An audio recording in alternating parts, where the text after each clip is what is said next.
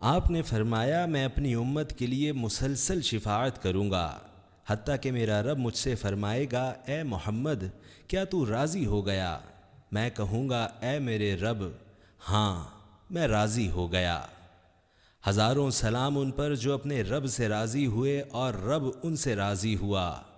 لاکھوں سلام ان پر جو پتھروں میں پیدا ہوئے، معبود پتھر، دل پتھر، عقل پتھر، جنہوں نے پتھر معبود توڑ ڈالے، پتھر دل پگھلا ڈالے اور عقلوں سے پتھر ہٹا کر پیٹ پر باندھ لیے۔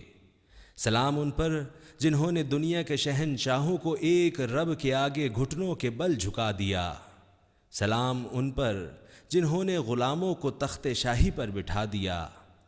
سلام ان پر جو اس مقام پر جلوہ افروز ہوئے جہاں فرشتوں کے پر جلتے ہیں۔ سلام ان پر جنہوں نے گھٹنوں کے بل بیٹھ کر اس بچے سے تعزیت کی جس کی چڑیا مر گئی تھی۔ سلام ان پر جن کے روب سے جنگجوؤں کے ہاتھوں سے تلواریں گر جاتی تھیں۔ سلام ان پر جن کی شفقت کی ایک نظر سے بے قراروں کو قرار آ جاتا تھا۔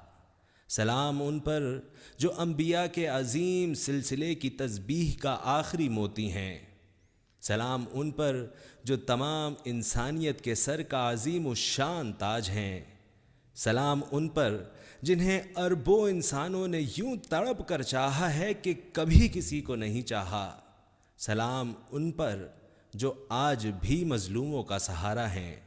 وہ غم زدوں کے حبیب ہیں، وہ رفیق اعلیٰ کے رفیق ہیں، وہ رحمت للعالمین ہیں، وہ محمد ہیں۔